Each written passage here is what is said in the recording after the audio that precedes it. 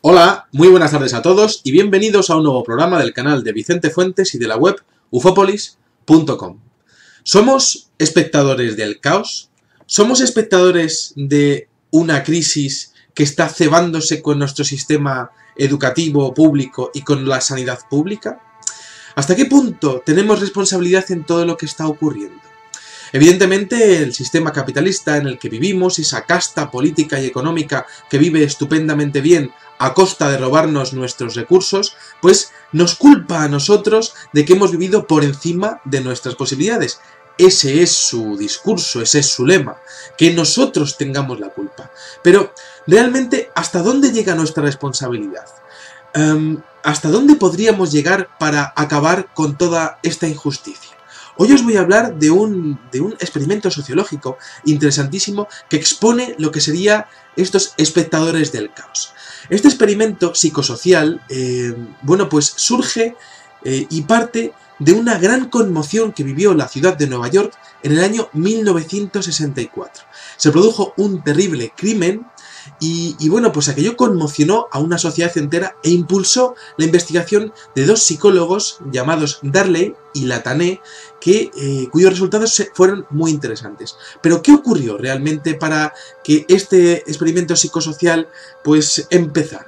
Bueno, era el año 1964, a las 3:20 de la madrugada, y había una mujer que se llamaba Kitty Genovese, que estaba llegando desde el trabajo hasta su casa, aparcó el coche, eran las 3:20 de la mañana. Bueno, pues antes de llegar al portal de su casa, Kitty Genovese fue atacada por un atracador.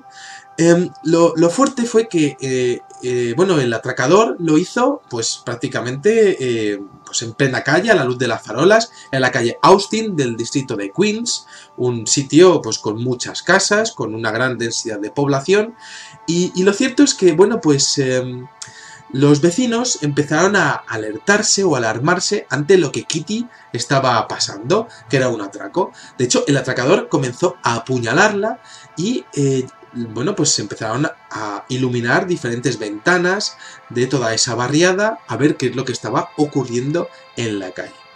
De hecho, hubo hasta 38 vecinos que presenciaron aquel horrible crimen, crimen que además pues el atracador se marchaba y luego volvía a apuñalarla otra vez, y luego se marchaba otra vez, y luego volvía a apuñalarla otra vez para cerciorarse de que estaba muerta, y Kitty en aquel momento lanzando gritos de socorro, alaridos, quejas y pues pidiendo auxilio, ¿no? Ninguno de los 38 testigos hizo absolutamente nada ante aquel horror. No llamaron a la policía, no salieron a socorrerla, no fueron a parar a aquel asesino. Es decir, hubo una total impunidad ante aquel crimen y que fue presenciado en las en las idas y venidas de aquel asesino por 38 testigos diferentes. Bueno, ¿podríamos ser nosotros uno de esos espectadores impasibles? Se estarán, por supuesto, diciendo a ustedes mismos que no. Pero Darley y Latané, estos dos sociólogos y psicólogos, quisieron y se propusieron investigar científicamente la falta de intervención en situaciones de emergencia. ¿Es nuestra responsabilidad ayudar? En este caso, y por esto lo voy a decir, ¿qué responsabilidad tenemos nosotros al respecto de la crisis? Pues observen el experimento, que era muy interesante. El propósito de Darley y Latané era estudiar experimentalmente qué hace que personas comunes, como ustedes o como yo, que son además testigos de situaciones manifiestamente de emergencia, no presten su ayuda. Entonces, ¿qué variables intervienen? ¿Qué decisiones les guían, es decir, nos guían para intervenir en una situación? Bueno, la hipótesis de estos investigadores era que la causa de la no intervención era el número de personas que presenciaron el asesinato. Es decir, pues todas aquellas personas pensaron que alguien estaba llamando a la policía. En vez de llamar ellas, pues ellos pensaron que seguro que algún vecino había llamado a la policía. Es decir, la hipótesis y la premisa principal sería que la difusión de la responsabilidad disuade a los testigos para ayudar. Bueno, en el experimento pidieron a estudiantes de la Universidad de Nueva York que participasen en un debate sobre los problemas que cada uno había tenido para adaptarse a la vida universitaria. Pues imaginaros, uno que tiene problemas para dormir o conciliar el sueño con el cachondeo que pueda haber por las noches en la casa de estudiantes. O otro que tiene dificultades económicas porque no sabe si el año que viene va a poder pagar el curso. O a lo mejor otro que, no sé, no le gusta el menú de la universidad, cosas así, ¿no? En el debate se les pedía que participasen exponiendo qué problemas había encontrado cada uno para adaptarse a la vida universitaria. Y además, cada estudiante lo haría situado en una cabina separada para evitar la sensación de tener que hablar en público y tener que hablar a los demás integrantes del experimento. Las cabinas se comunicaban entre sí por un sistema de sonido, pero estaba cerrada y no podías ver a los demás integrantes. Bueno, cada uno debía hablar únicamente en su turno, y entonces empezaba el primero, terminaba de hablar, comenzaba el segundo, terminaba de hablar, comenzaba el tercero, terminaba de hablar, y así sucesivamente. Explicado esto, el investigador les decía que no iba a escuchar nada de lo que dijeran para garantizar su libertad de expresión y que los chavales no fuesen a estar coartados ante lo que era pues una situación de autoridad como era pues un profesor universitario, que en este caso era estos sociólogos que estaban haciendo el experimento. Bueno, imaginémonos que nosotros somos uno de esos estudiantes, vamos a participar en este experimento, estamos hablando en la cabina, o sea, estamos de hecho esperando en la cabina, comienza el debate, empezamos a un joven que habla en primer lugar y ese joven explica con timidez que sufre ataques epilépticos en momentos de tensión, lo que le dificulta evidentemente pues poder adaptarse como le gustaría. Este primer joven, que está igual que nosotros en el experimento, expone que su principal dificultad es que tiene ataques epilépticos. Bueno, el siguiente comienza a hablar, continúan todos hablando, cada uno con su problema, y nos toca nuestro turno. Exponemos nuestra dificultad y terminamos de hablar. Entonces se reinicia la ronda de palabra, la ronda de exposiciones, y de repente le vuelve a tocar al primer compañero. Este primer compañero empieza a exponer otra cosa y de repente empieza a tartamudear. Su discurso se agita. Empieza a exponer que necesita ayuda porque le está dando un ataque epiléptico. Y está claro, este chico le está dando un ataque epiléptico, está empezando a entrecortar su voz, empieza a tener como convulsiones que empieza a sonar en el suelo, ¿no? Se sofoca y se queda en silencio. Ha sufrido un ataque epiléptico. Bueno, eso es lo que creemos, porque no lo hemos podido ver, solamente lo estamos escuchando con el sistema de audio. No podemos preguntar a nadie, no podemos comunicarnos con nadie desde allí dentro. Pero la puerta de nuestra cabina se puede abrir, de hecho está un poco abierta. ¿Qué hacemos? ¿Salimos? ¿Pedimos ayuda? ¿Lo habrá hecho algún otro compañero? ¿De verdad era un ataque? O bueno, pues nos creemos nosotros ante nuestro desconocimiento científico que es cualquier otra cosa. Tal vez alguien lo ha oído y ya está siendo atendido. Nosotros éramos el único sujeto experimental. El resto de participantes resulta que eran solamente grabaciones. El ataque duraba más o menos unos 6 minutos, entre que empiezan las primeras toses hasta que, bueno, pues el experimento se da por concluido. Sentados fuera de nuestra cabina están los dos investigadores que están registrando el tiempo que tardamos en salir a buscar ayuda para la víctima que estamos escuchando, que prácticamente se está muriendo. Bueno, los investigadores Darley y Latane querían estudiar el efecto de la cantidad de testigos de la emergencia, de modo que variaron sistemáticamente el tamaño de la muestra del supuesto grupo de debate. En unos casos, el sujeto creía que se trataba de un grupo muy amplio de personas, 6 personas, y en otros, solo él y la víctima. Es decir, hicieron dos variables. Una, que tú estás con más gente, ¿no? Y en otra, que solamente estás tú y el chaval que le está dando el ataque epiléptico.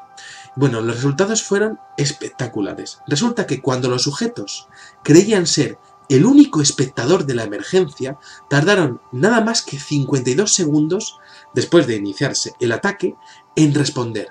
y lo hizo así el 85% de los sujetos que estaban en aquel experimento.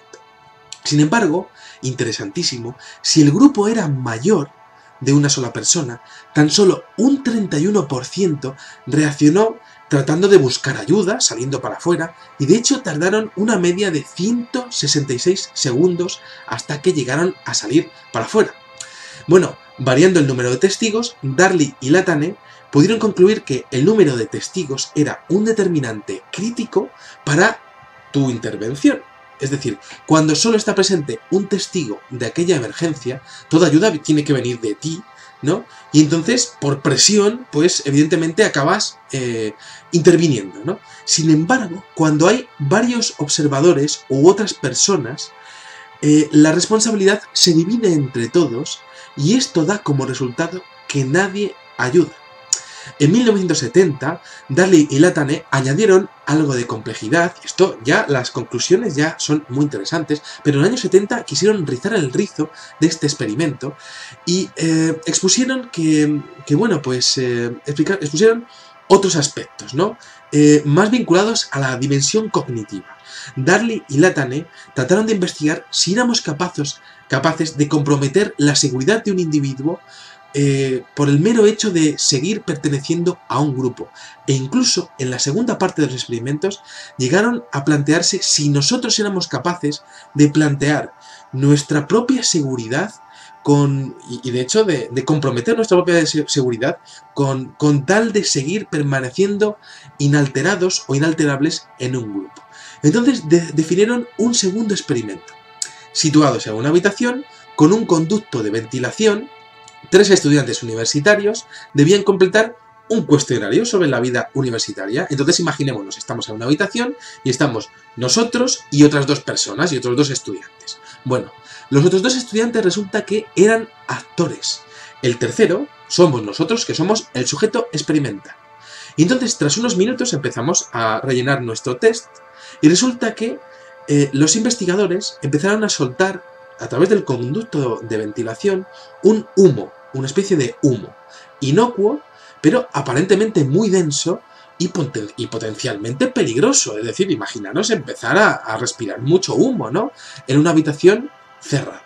Entonces el humo empezaba a aparecer por el conducto, empezaba a rodearnos y claro, pronto empezaba a llenar toda la instancia, ¿no? Entonces las instrucciones de los cómplices, las instrucciones de esos otros 2 estudiantes era continuar con la tarea, no mostrar ni inquietud ni miedo. Los sujetos, evidentemente nosotros, ¿qué habríamos hecho? Pues igual que los sujetos que estaban experimentando, empezamos a mirar a los compañeros y además nos sorprendíamos porque estos permanecían inmutables. De hecho, continuaban rellenando la prueba y entonces tú te preguntabas, esos experimentados pues se preguntaban, oye, ¿esto es normal? Y les preguntaban, de hecho, a los otros 2, oye, esto no es normal, tenemos que salir de aquí. Pero bueno, ¿qué es lo que está ocurriendo, no? Y de hecho, los otros 2 estudiantes no les daban ningún tipo de respuesta. Estaba todo amañado para no darles ningún tipo de respuesta.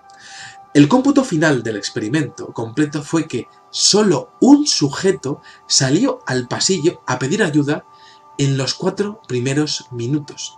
Y solo 3 sujetos informaron del humo antes de que terminara la prueba. Informaron del humo a la autoridad o a los experimentadores, ¿no? A los responsables del experimento. Los estudiantes ignoraron las claves materiales de peligro y se adherieron a las claves sociales, es decir, actuaron en contra de su sentido común y se guiaron por las directrices del grupo, arriesgaron sus propias vidas antes de oponerse al grupo. Este experimento es una muestra de la influencia de un grupo de individuos, muy similar a lo que estudiamos también con el experimento de Solomon Asch, en donde las claves sociales primaban, pero bueno, en este caso, pues, en este caso de los investigadores de los que estamos hablando, Darley y Latane, pues evidentemente pues hablaban de arriesgar vidas humanas, ¿no? Bueno, este experimento es una muestra de la influencia del grupo en el individuo. Como sucedió, como decíamos en los anteriores experimentos, el grupo es una sociedad que nosotros percibimos como superior al individuo. Nosotros entendemos que es más fuerte que nosotros mismos. De hecho, nos nutrimos muchas veces de grupos sociales, ¿no? Lo utilizamos para adaptarnos, lo necesitamos para sobrevivir. Pero el grupo también oprime las voluntades del individuo. Se impone a él, ¿no? O intentan imponernos la voluntad del grupo a lo que nosotros creemos, a lo que nosotros somos. Hacemos finalmente todo lo que intentamos, todo lo que podemos para intentar sobrevivir, pero resulta que las necesidades individuales muchas veces pasan a ser secundarias. El grupo nos lleva hacia puntos donde no queremos llegar y llegamos, pues, de alguna manera pagando peajes que no queremos pagar, ¿no? Somos espectadores del caos. Entonces yo expongo, en base a lo que os he comentado de este interesantísimo experimento, que no transcurra ni un solo minuto en el que sintamos que nosotros somos responsables de toda esta crisis. Porque, de alguna manera, la chica que estaban matando en Nueva York, de alguna manera, es el futuro que nos espera, que están matando diferentes asesinos con corbata, que además aparecen en la televisión y que a muchos de ellos les votamos. Que no seamos espectadores de un grupo en medio del caos, que seamos parte activa, que salgamos de la sala e informemos de lo que está ocurriendo y informemos además a otros estudiantes de que este humo existe y es real y nos está matando, este humo de la crisis económica. Que nos demos cuenta de que el chico con el ataque epiléptico es el futuro y que nadie hace nada porque vivimos en millones de microcápsulas, ¿no? Y microcabinas de egoísmo. Que no observemos el caos como lo inevitable o lo ineludible, porque somos espectadores de algo que nos creemos que no puede cambiar y sí que puede cambiar. Que la historia no nos juzgue jamás como cómplices o como cobardes, porque es cierto que nuestra sociedad nos ha diseñado para ser unos acojonados y unos cobardes desde que somos pequeños y nos da miedo decir algo por el profesor. Hay miles de tipos de valor. Hay valor a la hora de hablar con los demás. Hay valor a la hora de establecer conversaciones interesantes. Hay valor a la hora de replicar a gente que se merece que le repliques la barbaridad que está diciendo. Yo propongo el valor siempre de hablar las cosas de frente y a la cara, con quien sea siempre, con educación y con respeto, pero jamás callarnos, porque esa gente se aprovecha de nuestro silencio, se aprovecha de que somos espectadores de su asqueroso caos. Que no nos cortemos, porque esa gente, como he dicho algunas veces en algunos videoprogramas, esa gente no se corta a la hora de robar nuestro dinero. Esa gente no se corta a la hora de recortar nuestros derechos. Ellos ya tienen solucionada su vida, ellos y las de sus hijos. Que no nos cortemos además a la hora de valorar la maldad que existe y el caos tal y como es. No nos estamos dando cuenta de lo que está ocurriendo y además del momento tan bestial y tan brutal que estamos viviendo. Y ellos sí que se están dando cuenta de lo brutal que es ese momento y se están aprovechando y están robando todo lo que pueden. Absolutamente todo lo que somos. Nuestra dignidad, nuestras pensiones, quizá nuestra manera de concebir la realidad. Eso es algo que se nos pasa inadvertidos, ¿no? Pero quizá esa gente nos está robando la manera que podemos tener de ver el mundo, ¿no? Siempre imponiendo un pensamiento único, siempre imponiendo el pensamiento del miedo. Bueno, ayer mismo vi que algunos consejeros de un banco que se llama Bankia, pues no iban a ser juzgados por los casos en donde pues habían estado consumiendo y sacando dinero de cajeros en base a la posesión de una tarjeta negra, de dinero negro, ¿no? Bankia, como hemos visto, ha sido rescatado con el dinero de los impuestos de todos los españoles. Es decir, ese dinero que estaba esa gente gastándose, lo hemos pagado nosotros. Hemos pagado sus lujos y es solo la punta del iceberg. Y todo esto, por supuesto, hay que hablarlo de una manera presunta, ¿no? Porque todo es presunto. Toda la corrupción es presunta. Pero eso sí, cuando yo veo el recorte en los derechos sociales y veo que hay niños que pasan hambre y que no pueden comer 2 veces al día, eso no es presunto. eso no lo es, ¿no? Entonces, aquí, bueno, pues ustedes tampoco es presunto cuando les llega una carta con la luz que está más cara, o cuando van al supermercado y se encuentran que los productos básicos son más caros. Eso tampoco es presunto, ¿no? Están ustedes invitados siempre en este sistema a seguir pagando, a ser espectadores del caos en el que vivimos. Ustedes están invitados a seguir siendo embargados, ustedes están siendo invitados continuamente a ser menospreciados laboralmente. Vivimos en el mundo de los mass media, del macroconsumo, del descontrol económico, del desenfreno, de la cultura del pelotazo, de la cultura más, más desaforada y más loca que hemos vivido nunca en la historia, ¿no? La mayor hipoteca histórica la vamos a heredar nosotros, pero los hijos de los que nos roban seguirán en su mundo de fantasía y de riqueza. No podemos permitirnos seguir comiendo pipas ante lo que está ocurriendo. No podemos seguir siendo impasibles ante el caos. El caos, cierto es que da miedo, ¿no? Nos impresiona, el caos impresiona, a mí me impresiona muchísimo el caos. ¿Cómo no te va a impresionar el caos? Nos recluimos entonces en nuestras habitaciones, esperamos que sean otros los que salgan a ayudar al chico epiléptico. Esto es exactamente lo que ellos quieren, que nosotros no salgamos de nuestra cabina. Nosotros tenemos que seguir pagando la hipoteca de nuestra cabina, tenemos que seguir pagando la factura de la luz de nuestra cabina, tenemos que seguir conformándonos con seguir escuchando las cosas en nuestra caverna de la cueva de Platón. Y no podemos permitir el lujo de ser otra cosa que no sea lo que nos están proponiendo ellos. Y yo, en este videoprograma, como en muchos, propongo lo contrario, dejar de ser los espectadores del caos, porque al final ellos son los malos de la película y a nosotros nos siguen pareciendo que son espectadores, que son actores secundarios. Si la vida fuese un cine, mejor ser nosotros actores que espectadores. En este caso, las palomitas serían nuestras enemigas, aunque estén muy ricas. Nada más, espero que me hayan entendido con todo lo que he comentado con este vídeo de los espectadores del caos, y les espero en el siguiente videoprograma. Muchas gracias y salud y suerte. Adiós.